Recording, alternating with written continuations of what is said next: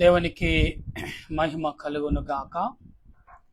ప్రభు పేరట మీ అందరికీ వందనాలు, శుభాలు. ప్రియులారా, మరొకసారి మరణాతా. బాగున్నారా? మీ అందరూ బాగున్నారని తలంచుచు మన ప్రభువును రక్షకుడైన యేసుక్రీస్తు యొక్క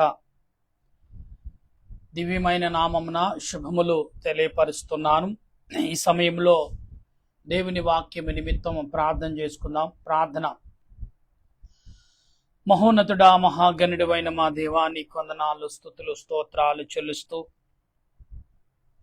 సమయంలో ప్రభా నీ నామాన్ని బట్టి ప్రార్థన చేయటకు, నీ నామాన్ని బట్టి స్తుతించుటకు, నీ నామాన్ని బట్టి కీర్తించుటకు మాకు ఇచ్చిన కృపను బట్టి వందనాలు, స్తుతులు, స్తోత్రాలు చెల్లిస్తున్నాం. సమయంలో నీ దేన దాసుడిని నేను నీ లేఖనమును చేత పట్టుకునే ప్రభా నీ ఎదుట, నీ బిడలి ఎదుట నిలిచిన్నాను ప్రభా. నిలిచినది నేనే గాని మాట్లాడేది నీవే కాదు ప్రభా. ఎందుకంటే నా మాటలు ఎవరికి అర్థం కాదు, నేను చెప్తే ఎవరు వినరు. గనుక నాలో నీ ఉండి నీ బిడలకు అర్థమైన రీతిలో నీవే ప్రకటన చేయమని, నీవే బోధించమని, నీవే నాయన ఉపదేశించమని నీదేన దాసుడని నన్ను నీ సెలవు చాటను మరుగుపరిచి ఈ ఆత్మ నడిపింపు మాకు దయచేయమని మా రక్షకుడును ప్రభు అయిన యేసుక్రీస్తు యొక్క దివ్యమైన నామమున అడుగుచున్నాను పరమ తండ్రి, ఆమేన్. మన తండ్రి అయిన దేవుని సన్నిధి సదా తోడుగా ఉండిన రాకడకు సిద్ధపరచును గాక, ఆమేన్. ప్రభునందు ప్రియా దేవుని నా ప్రియా విశ్వాసులారా, దేవుని సంగమా, ఈ ఉదయ కాలంలో దేవుడు అనేక రీతిలుగా మాట్లాడుచునే ఉన్నాడు. అనేక రీతిలుగా మనకు ఉపదేశిస్తూనే ఉన్నారు. గనుక మనము మాట్లాడుచున్న ప్రతి విషయములో అనేక విషయాలు మనం గమనించినప్పుడు అనేకమైన విషయాలు మనం తెలుసుకుని వారమై ఉన్నాం. అయితే ఈరోజు 2 కొరింథీ పత్రిక 7వ అధ్యాయము 11వ వచనం నుండి మనం చదువుతున్నప్పుడు ఇక్కడ మాట్లాడుతున్న పౌలు గారు, మీరు దేవుని చిత్తము ప్రకారము పొందిన అంటే దేవుని చిత్తము ద్వారా, ఇక్కడ అంటున్నాడు దేవుని చిత్తము ద్వారా, మీరు దేవుని చిత్తము ద్వారా పొందిన ఈ యొక్క, మరొకసారి చదువుతున్నాను గమనించండి, మనం ఆలోచించాలి ఒకసారి.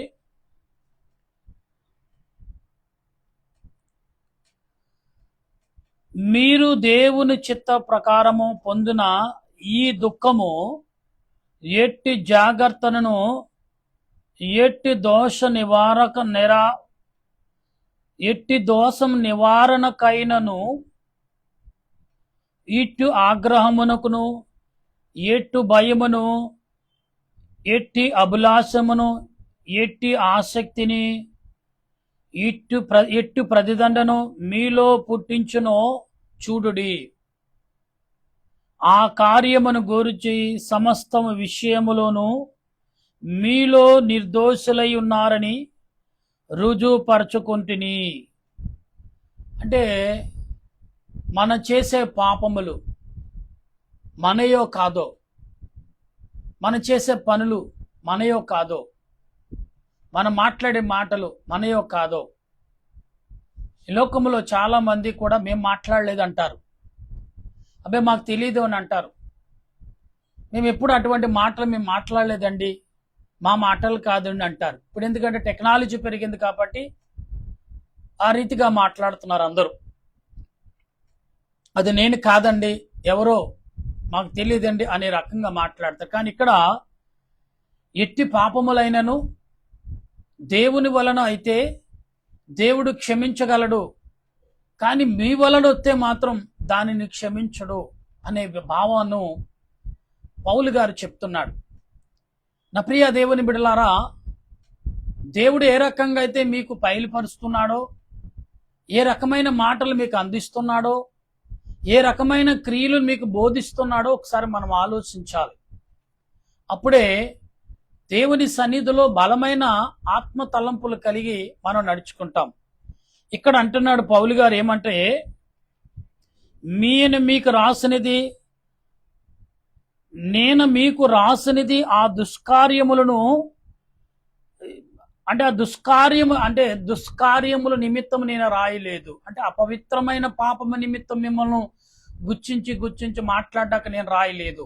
మరి దేనికోసం రాశాడు ఆయన అంటే, వాని వలన అన్యాయం పొందిన వారి నిమిత్తమైనను రాయలేదు, మా ఎడల మీకు ఆసక్తిని దేవుని ఎదుట మీ మధ్యన బాహాటంగా మీ మధ్యన బాగాటంగా బయలుపరచుటకే ఈ మాటలు రాశానంట. అంటే దేవునికును మనకును అనగా ఒక సంబంధమైన అనుభూతిని కనిపించుటకే ఈ మాటలు రాశానని పౌలు గారు అంటున్నాడు. అనుభూతి లేకపోతే మనం జీవించుట కష్టం. అందుకే ఈరోజు పాఠమే అనుభూతి. ఈ అనుభూతి అనేక రకాలుగా దొరుకుతుంది. కానీ మన అనుభూతి, మనం కోరుకునే అనుభూతి, దేవుని కోరుకునే అనుభూతి ఏ రకంగా ఉంటుందనేదే ఈ వాక్యక సారాంశం.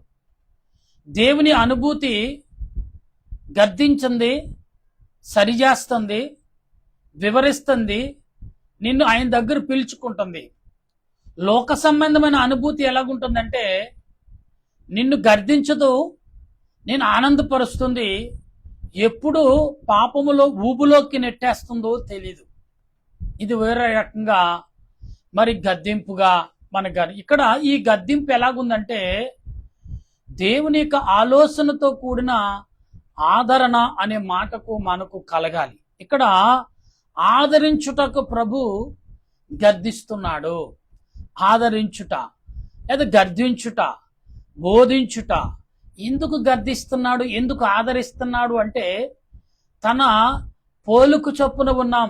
చాలా మంది అంటారు కదా, ఇతడు మా వాళ్ళగా ఉన్నాడు, ఏ ఊరండి మీది, మీ ఇంటి పేరేంటండి అని. అంటే రక్త సంబంధికులే అని అక్కడైనా ఉన్నారేమో అని అడుగుతారు. ఆహా, మీరు ఇంటి పేరు సరిగ్గా కలిసిందనుకోండి, ఓహో మీరు ఎప్పుడు వచ్చారు ఇక్కడికి, ఎన్నాళ్ళ నుంచి ఉంటున్నారు ఇక్కడ, ఎక్కడి నుంచి వచ్చారని తాత ముత్తాతల కంటే ఒక అనుభవం ఉందేమో కానీ తెలుసుకుంటా ప్రయత్నం చేస్తారు. ఎందుకంటే రక్త సంబంధం. అలాగనే దేవదేవుడు యేసుక్రీస్తు ద్వారా ఏమన్నాడంటే, రక్త సంబంధికులుగా బలపరచుటకును చిత్రీగించుటకును ఈ లోకానికి వచ్చాడు యేసు ప్రభు. ఎందుకంటే దేవుని రూపములో మనం కలిగి ఉన్నాం. మన రూపము ఈ లోకములో తల్లిదండ్రులు ఇచ్చిన రూపమైనప్పటికీ, మన తల్లిదండ్రులు ఆది పురుషులైన ఆదాముకు అవ్వకు దేవుడే రూపాన్ని ఇచ్చాడు. ఆ రూపాన్ని బట్టే ఇక్కడ కొనసాగుతున్నాం మనం. ఆ రూపాన్ని బట్టే కొన్ని మానవ రూపము, మానవ యొక్క పద్ధతులు, విధానం అన్ని ఒక రకంగా ఉన్నాయి. కానీ బాబేలు గోపురం దగ్గరకు వచ్చినప్పటికి ఏమవుతుందంటే, మనుషులు దేవునికే వ్యతిరేకంగా చేసినప్పుడు ఏం చేశాడు ఆయన, ఇప్పటికైనా వీరు ఒకే భాషలో ఉన్నారు కాబట్టి తారుమారు చేస్తే ఇప్పుడైనా వారు నా యొద్దకు వస్తారని ఆశ కలిగి తారుమారు చేశాడు భాషలు. అయినా కానీ దేవునికి వ్యతిరేకమైన పనులే చేస్తారు. ఎందుకంటే సాతాను యొక్క బీజము వారిలో పడింది. కానీ దేవదూతలు వారికి తోడుగా ఉండి అనేకమైన క్రియలు, అనేకమైన ఆసక్తి కలిగిన పనులు చేపించినా కానీ వారు చేతి పనికి అలవాటు పడిన వాళ్ళు కదా. ఆ రకంగా పనిచేసేవారు, ఈ రకంగా పనిచేసేవారు భాషలు వేరైనా ఆ పనిముట్టులకి అలవాటు పడిన వారై ఉన్నారు. కనుక ఇక్కడ మాట్లాడుతున్న ఈ మాటలు ఎలాగున్నాయంటే, ఇందుచేత మేము ఆదరింపబడుతుమి, అంతేకాదు మాకు మీ ఆదరణ కలిగినప్పుడు తీతు యొక్క ఆత్మ మీ అందరి వలన విశ్రాంతి పొందినందున అతని సంతోషమును చూచి మరి ఎక్కువగా మేము సంతోషించుచున్నాము. ఏలయనగా మేము అతని ఎదుట మీ విషయమై ఏ అతిశయము మాటలు చెప్పనను నేను సిగ్గుపరచబడలేదు. మేమెలాగూ అన్నిటినీ మీతో నిజముగా చెప్పింటుమో అలాగునే మీకు తీతు ఎదుట మీ విషయము అని చెప్పిన మాటలు అది చూడ, మీ విషయము ఆ మాటలో నిజమని మాకు కనబడిను. ఏంటి నిజం? ప్రియులరా, నిజము అనే పదము ఏ రకంగా ఉన్నది అంటే అనేక రకాలుగా ఉండొచ్చు, కానీ ఈ నిజానికి అనేకమైన తలంపులను అనేకమైన ఉద్దేశాలు మనం కలిగి ఉన్నప్పుడు దేవుడు ఏ రకంగా నిన్ను నన్ను బలపరుస్తున్నాడు అనే విషయాన్ని మనం ఎరిగి ఉండాలి. అప్పుడే దేవుని యొక్క ఆలోచనలో మనము ముందుకు సాగగలము అనే విషయాన్ని మనం ఎరిగి ఉండాలి. ఇక్కడ యేసుక్రీస్తు ప్రభు సెలవిచ్చిన మాట మనం అర్థం చేసుకుని ఆత్మ సంబంధమైన మాటలుగా మలుచుకునే వారిగా ఉండాలి. అందుకే సర్వోన్నతుడి స్థలములలో ఆయనకి ఇష్టలైన వారికి భూమి మీద సమాధానము కలుగును అని లేఖనము ద్వారా ఏ రకంగా అయితే మాట్లాడుతున్నాడు దేవుడు, అదే రీతిగా నీతో నాతో కూడా మాట్లాడుచున్నాడని విషయం మర్చిపోవద్దు. అందుకే దేవుడు అంటున్నాడు, నేనే మార్గము, నేనే సత్యము, నేనే జీవము, నేను తప్ప మరొక దేవుడు లేడు, ఉండడు, నేరడు అని లేఖనం సెలవిస్తుంది. నా ప్రియ దేవుని బిడ్డలారా, దేవుని సంగమా, దేవుని విశ్వాసులారా, ఈ సాయంకాల సమయంలో ప్రభు ఎందుకు ఈ మాటలన్నీ ఎందుకు హెచ్చరించి మాట్లాడుతున్నాడు, అనుభూతి ఎందుకు అంటే ఆదరణ అనే మాటకు ఆదరణ లేకుండా ఉన్నాం కాబట్టి ఆదరణ కలిగించుటకు దేవుడు నీ పట్ల నా పట్ల కృప చూపించేవాడిగా, మరి మగ్గు చూపించేవాడిగా కనబడుతున్నాడు అనే విషయాన్ని మనం ఎరిగి ఉండాలి. అయితే పౌలు గారు అంటారు ఇక్కడ, మరియు మీరు భయముతోనూ వణకుతోనూ తన్ను చేర్చుకుంటునని అతడు మీ అందరికి విధేయతను జ్ఞాపకము చేసుకునుచుండగా అతను అంతఃకారము అంటే అంతఃకరము అనే పదము, అంతఃకారము అంటే హృదయ తలంపులతో ఆలోచన కలిగిన వాడిగా ఉన్నాడు. అంతఃకర శుద్ధి అంటారు కదా ప్రియులారా, అంతఃకర శుద్ధితో ఈ అంతఃగ్రహం కలిగి మరి ఎక్కువగా మీ ఎడల ఉన్నది. ప్రతి విషయములోనూ మీ వలన నాకు ధైర్యము కలుగుచున్నదు కనుక సంతోషించుచున్నాను. అంటే ఇప్పుడు ఆధారం లేని వారికి ఆధారం దొరికింది కాబట్టి సంతోషించుచున్నాను అంటున్నాడు. నిజమే కదా. మరొకసారి మనం గమనించాలి, లోకములో ఆదరణ లోక సంబంధంగా కొంత ఆదరణ ఉండొచ్చు, కానీ పరలోక సంబంధమైన ఆదరణ దొరికింది అనుకోండి, అది ఎన్నడూ కూడా తొలుగువేయబడదు. మీకు చాలా ఆదరణ ఇచ్చేదిగా ఉంటుంది. ఆదరణ అంటే సమస్య ఎంత ధైర్యంగా జీవించవచ్చు అంటే మనుషులు ఊహ కూడా అందకుండా అంత ధైర్యంగా జీవించవచ్చు. ఆదరణ అనే పదానికి చాలా బలం చేకూరుస్తుంది.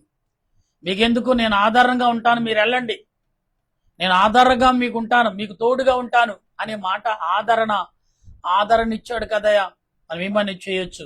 ఆయన ఆధారంగా ఉన్నాడు కదా, మనం ఏమైనా మాట్లాడచ్చు. ఆధారంగా నేనున్నాను, మీరు ముందుకు వెళ్ళండి అన్నప్పుడు మోషే దేవుని ఆదరణతో ఐగుప్తులతో యుద్ధము చేశాడు. తర్వాత చాలా జాతులతో వారితో యుద్ధం చేసుకొచ్చాడు. ఎందుకంటే ఎక్కడ యుద్ధానికి వారిని సమకూర్చుకోవాలో, ఎక్కడ యుద్ధం చేసే రీతిలో బలపరచాలో అక్కడ బలపరిచిన తర్వాత యుద్ధాన్ని చేయమన్నాడు దేవుడు. అంతవరకు యుద్ధం చేయకుండానే కాలనడక నడిపించాడు. ఈ రోజున మనకు ఆదరణ లేకపోతే దేవుడే స్వయముగా ఆదరణ ఇస్తాడు. ఆదరణ లేని జీవితం నువ్వు కలుగున్నావేమో, అయితే దేవుడు అంటే నేనే నీకు ఆదరణ కర్తనం, నీకే నేను సర్వమును కలగజేసేవాడు, నీకు సర్వము ఇచ్చేవాడు నేనే అని దేవుడు మాట్లాడుతున్నాడు. నా ప్రియ దేవుని విశ్వాసులారా, దేవుని బిడ్డలారా, దేవుడు ఆదరణ అనే మాటకు మనకు ఆదరణ దొరికిందనుకోండి, అసలు తిరిగిలేని మనుషులుగా మనం మాట్లాడగలుగుతాం. గనుక ఈ ఉదయ కాలంలో దేవుడు ఏ రకంగా మాట్లాడుతున్నాడు, ఏ రకంగా మనతో మాట్లాడబోతున్నాడు అని ఆలోచిస్తే ఆదరణ అనే మాటకు మనకి ఎంత బలం దొరుకుతుందంటే తిరిగిలేని బలం. అది ఎలాంటి వాడైనా బలవంతుడు ఆదరణ ఇస్తున్నాడు, ఆదరణ కలిగి ఉన్నాడంటే యువతల వాడు ఎంత మరి సంతోషంగా ఉంటాడు. ఇవాళ దేవుడు అయినా అపోస్తలుడైన పౌలు అంటాడు, దేవుడు మీకు ఆదరణ ఇస్తున్నాడు. ఆదరణకర్తగా ఉన్నాడు, ఆదరించేవాడిగా ఉన్నాడు, ఆయుత్తపరిచేవాడిగా ఉన్నాడు, పరలోక రాజ్యం చేర్చేవాడిగా ఉన్నాడు. ఆదరిస్తున్నాడు ఆయన మిమ్మల్ని. మీరు ఆదరణ పొందేవారుగా ఉన్నారా? ఆదరణ కలిగి జీవిస్తున్నారా? ఆదరణ కలిగి నడుస్తున్నారా? ఆదరణ కలిగి మాట్లాడుతున్నారా? ఆదరణ కలిగి మీరు ఆలోచించగలుగుతున్నారా అనేది దేవుడు చెప్పుచున్నాడు. నా ప్రియ దేవుని బిడ్డలారా, ఈ సాయంకాల సమయంలో దేవుడు మాట్లాడుచున్న ప్రతి మాట ఆత్మ సంబంధంగా మాట్లాడగలిగి ఉండాలి, ఆత్మ సంబంధంగా ఆలోచించగలిగి ఉండాలి, ఆత్మ సంబంధంగా మనం యోచించగలిగి ఉండాలి. అప్పుడే ఆదరణను పొందగలిగాలి. ఆదరణ లేక ఎంతో మంది చూడండి ప్రియులారా, స్త్రీలు ఇంటి యజమానుడి యొక్క ఆదరణ లేకపోతే ఆ కుటుంబం చాలా చిన్నాభిన్నమైపోతుంది. ఆదరణ లేన ఇంటికి యజమానుడు ఆదరించకపోతే ఆ కుటుంబం ఎంత దిగజారిపోతుందో అనేది మనకు అందరికీ తెలుసు. కుంటువాడైనా గుడ్డువాడైనా ఇంటికి యజమానుడు మాకు ఆదరణకర్తగా ఉన్నాడు, మగ గొంతుకుంది అనే ఆలోచన, ఆదరణ కలిగి ఉంటే ఆ కుటుంబం ఎంతగానో సంతోషపడుతుంది. వీళ్ళు అందుకనే వృద్ధులైనా పెద్దవారైనా ఒక పెద్దవారు మా ఇంటికి ఆదరణకర్తగా ఉన్నారు అనే ధైర్యము ఎలాంటి వారికైనా బ్రతకాలని ఆశపడుతుంది. ఈరోజు దేవుడు అంటే నేను మీకు ఆదరణకర్తగా ఉన్నాను, మిమ్మల్ని ఆదరిస్తాను, మిమ్మల్ని బలపరుస్తాను, మిమ్మల్ని నడిపిస్తాను, మీకు తోడుగా ఉంటాను, మీ తోడే నడుస్తానని ప్రభు సెలవిస్తున్నాడు. నా ప్రియ దేవుని బిడ్డలారా, ఏ రకంగా ఆలోచిస్తున్నాం, ఏ రకంగా తలంచుతున్నాం, ఏ రకంగా మాట్లాడుతున్నాం, ఏ రకమైన ఆలోచనలకు మనం వెళ్తున్నాం? ఆదరణ లేకున్నావా? దేవుడు నిన్ను ఆదరిస్తానంటున్నాడు కుమార్తె. ఆదరణ లేనలాగా ఉన్నావా కుమారుడా? దేవుడు అన్న నేను నీకు ఆదరణ ఇస్తాను కుమారుడు అంటున్నాడు. దుఃఖంలో ఉన్నావా? నేను నిన్ను ఆదరించనా? నేను లేననుకున్నావా అని అడుగుతున్నాడు ప్రభు. అలాగే నీ వ్యాధంలో ఉన్నావా? నేను లేననుకున్నావా అని అడుగుతున్నాడు ప్రభు. నిన్ను ఆదరిస్తాను కదా, నీ పక్కనే ఉన్నాను కదా, నా ఒడిలో తలవాల్చుకో, నాతో ఉండు అని ప్రభు అడుగుచున్నాడు. పౌలు గారు ఎంత ప్రేమగా చెప్తాడు తెలిసి ఈ మాటలు. దేవుడంట ఆత్మ నడిపింపు కలిగిన వాడై యేసుక్రీస్తుతో ప్రభు పౌలు గారు మాట్లాడినప్పుడు అసలే ఇంత మహాశక్తిమంతుడిని, ఇంత ప్రేమామయుడిని, ఇంత ఆదరణకర్తగా పిల్లలను నేను బాధ పెడుతున్నానని పౌలు గారు సౌలుగా ఉన్నప్పుడు బాధపడ్డాడంట. తర్వాత ఆయన కోసం ఎంతగా కన్నీరు కార్చినా ప్రభు యొక్క రుణము తీర్చుకోలేకపోయాడు పౌలు గారు. ఇంకా ఇంకా ఇంకా ఇంకా అని ప్రయత్నం చేస్తున్నాడు. కానీ పౌలు గారు అన్నారు, ఈ మనుషులందరూ దేవుని దగ్గర ఆదరణ పొందాలంటే వీళ్లకు ఒక మార్గము కావాలి, ఒక చెప్పేవాడు కావాలి, దాన్ని నడిపించేవాడు కావాలి, నాయకుడు ముఖ్యం అనేది పౌలు గారు గ్రహించి ఏమన్నారు? మీరు ఆదరణ కలిగి జీవించడానికి ప్రయత్నం చేయండి అని పౌలు గారు చెప్తున్నాడు. ఆదరణ అంటే సామాన్యమైనది కాదని. గవర్నమెంట్ మనకు ఆదరణగా ఉంటే ఆ మనుషులు ఎంతో సంతోషంగా ఉంటారు. ఒక అధికారి, ఒక నాయకుడు, లేకపోతే ఎవరైనా ఒక గొప్ప స్థాయి కలిగిన నాయకుడు ఒక దేశానికి, ఒక గ్రామానికి, ఒక కుటుంబానికి, ఒక మనిషికి ఆదరణగా ఉంటే ఆ మనిషి ఎలా బ్రతుకుతాడండి? ఎంత ధైర్యంగా జీవిస్తాడు? ఇలా పౌలు గారు అన్నాడు, దేవుడు నీకు ఆదరణకర్తగా, మేము సావుకులమైన అభిషేక్తులమైన మేమును మీకు ఆదరణ కలిగించేవారుగా మీ మధ్యకు వస్తున్నాం. అందుకే ఈ కఠినమైన మాటలు మీకు అందిస్తున్నాం. ఇవి కఠినంగా ఉండొచ్చు, కానీ నిన్ను మలిచేవి, నిన్ను బలపరిచేవి, నిన్ను ఆదరించేవి, నిన్ను ఆయుత్తపరిచేవి, నిన్ను ఆయన దగ్గరకు చేర్చే మాటలే అని పౌలు గారు మరి చెప్తున్నారు. నా ప్రియ దేవుని బిడ్డలారా, ఈ యొక్క సాయంకాల సమయంలో దేవుడు ఎందుకు నీతో మాట్లాడుచున్నాడు? ఎందుకు మాట్లాడబోతున్నాడు? అసలు మాట్లాడవాళ్ళ అవసరమే వచ్చింది. ఆయన ఏమైనా మాట్లాడాలనుకుంటున్నాడు ఆయన. అర్థం చేసుకుంటున్నారా? నా ప్రియ దేవుని బిడ్డలారా, ఈ సాయంకాల సమయంలో ఆదరణ కలిగి నువ్వు జీవించాలి, ఆదరణ కలిగి నువ్వు ప్రయాణం చేయాలి, ఆదరణ కలిగి నీ ఆత్మ నడిపింపును మనం కలిగి ఉండాలనేది పౌలు గారు చెప్తున్న మాటలు. గనుక ఈ ఉదయ కాలం నుండి ఇప్పటి వరకు ఎక్కడైనా ఆదరణ లేకుండా నిరాశ కలుగున్నావా? ఉదయకాలం ఏ పనులు అయినా, ఏ వ్యాపారాలు అయినా, దేనిలైనా ఆదరణ దొరకలేదా? అయితే ప్రభు అన్నారు, నా యొద్దకు వచ్చే, నాతో ఉండు, నేను ఆదరిస్తాను, నేను ఆదరించే రీతిలో నీకు ఆదరణ ఇచ్చాను అని రుజువు చేసుకుంటాను. రా నా కుమారుడా, నా కుమార్తె అని ప్రభు పిలుస్తున్నాడు. నా ప్రియ దేవుని బిడ్డలారా, ఈ ఉదయ కాలంలో ప్రభు నిన్ను ఆదరించుటకు, నిన్ను ఆయుధపరచుటకు, నిన్ను బలపరచుటకు, నిన్ను ఘనపరచుటకు, ఆయన బిడ్డగా నేను సాక్షిగా నిలబెట్టటకు ఆయన ఈ లోకంలోకి నీ యొద్దకు వచ్చాడు. నువ్వు అటు ఆధారంలోకి, ఆయన నీడలోకి, ఆయన యొక్క చోటులోకి, ఆయన సన్నిధిలోకి, ఆయన రెక్కల నీడలోకి నువ్వు వచ్చి ఉన్నావా? వచ్చుంటే రండి. దేవుడు ఆదరించేవాడు, ఆయుధపరిచాడు. అటువంటి ఆదరణ ఈ సమయంలో దేవదేవుడు మనందరికి అందించి ఆయన రాకడకు మనందరిని సిద్ధపరచును గాక. ఆమేన్. ప్రేమగల మా ప్రభా, నీ కొందనాలు. రక్షణకర్త, నీ స్తోత్రాలు ప్రభా. ఆదరణ, అవును ప్రభా, ఆదరించేవారు లేక ఎందరో మగ్గిపోతున్నారు. ఆదరించేవారు లేక ఎందరో నశించిపోతున్నారు. ఆదరించేవారు లేక ఎందరో ప్రభా నాయన సాతాను చేతిలో కీలుబొమ్మలు అయిపోతున్నారు. ఆదరించేవారు లేక తండ్రి, ఆదరించి దాని విలువలు చెప్పవారు లేక ప్రభా మనుషులు ఏం చేస్తున్నారో తెలియని పరిస్థితుల్లోకి జారిపోతున్నారు. దేవా, ఆదరించుము దేవా, ఆయుధపరచుము దేవా, నీ రెక్కల నీడలో కాచి కాపాడుచున్న దేవా, నీ సిలువ రక్తముతో నీ బిడ్డలందరినీ ఆదరించమని, నీ రక్తము చేత శుద్ధిపరచమని, నీ రాకడకు సిద్ధపరచమని ప్రభా. ఎక్కడ చూసినా ఏదో ఒక అలజడి, గవర్నమెంట్ ఆదరించటం లేదు అనే అలజడి, నాయన ప్రజలు, దేశము ఆదరించట్లేదని ప్రజలు రోడ్ల మీదకి వస్తున్నారు. అవును ప్రభా, ఎప్పుడు లేనిది, ఎక్కడ లేనిది ప్రభా ఈ లోకములో స్వార్థము ఏలుబడి చేస్తుంది ప్రభా. అబద్ధము ఏలుబడి చేస్తుంది ప్రభా. మోసము ఏలుబడి చేస్తుంది ప్రభా.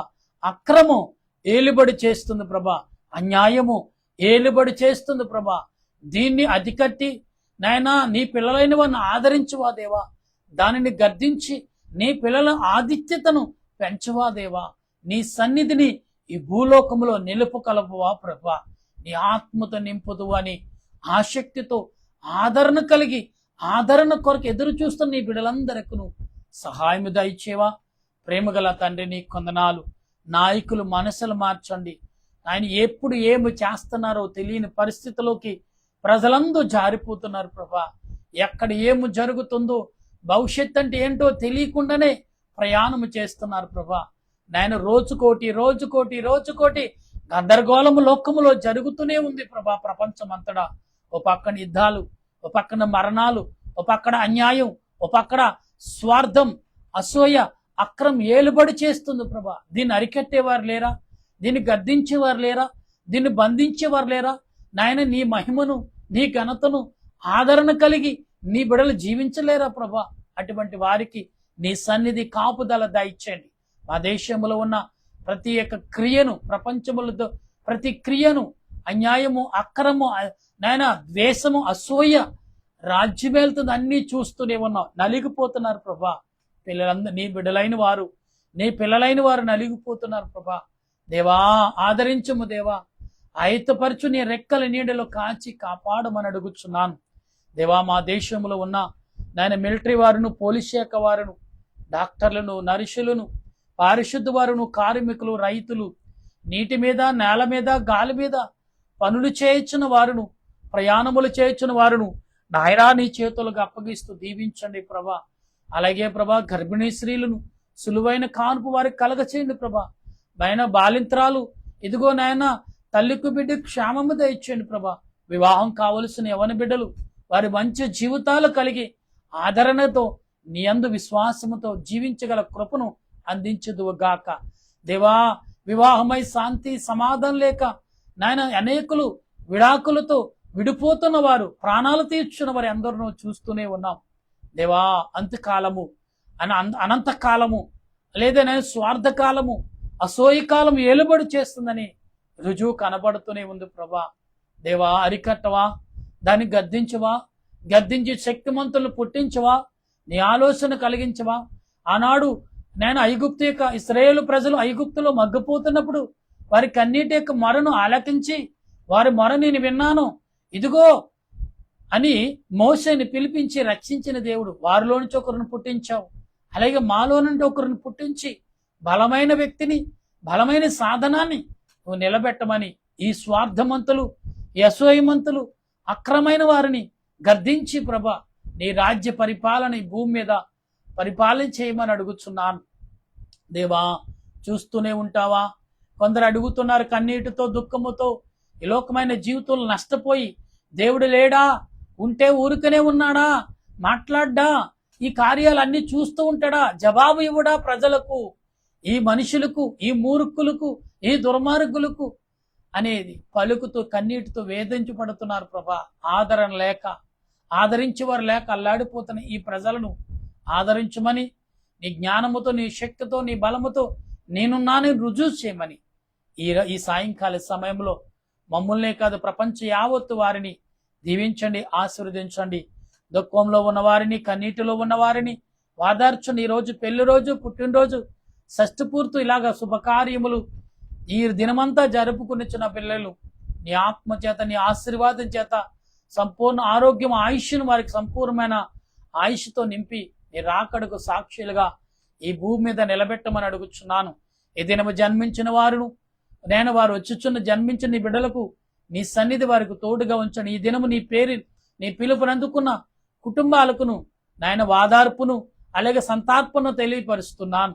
దేవా, నీ సన్నిధి కాపుదలను, నీ ఆలోచన బలహీనలుగా అనారోగ్యముతో హాస్పిటల్లో మగ్గుతున్న వారు, నాయన ఉద్యోగాల్లోకి అల్లాడిపోతున్న వారు, బాధతో, వేదనతో, ఎవరితో చెప్పుకోలేక, ఆదరణ లేక అల్లాడితో కన్నీటితో విలపించుచున్న బిడ్డలను నీ చేతులకు అప్పగిస్తూ నీ ఆత్మత నింపమని ఈ దీని ప్రార్థన నీ పరలోకమందు నీ పాదముల ఎదుగు చేర్చుకుని ప్రార్థన అంతటకు నెరవేర్పు దయచేయమని వినుచున్న వారును, చూచుచున్న వారందరికీ నీ ఆత్మ నడిపింపు, నీ సన్నిధి కాపుదలను దయచేసి నడిపించమని మా ప్రభువును రక్షకుడైన దేవదేవుని నామములు అడిగి బ్రతిమాలి ప్రార్థన చేయుచున్నాను మా పరమ తండ్రి, ఆమేన్.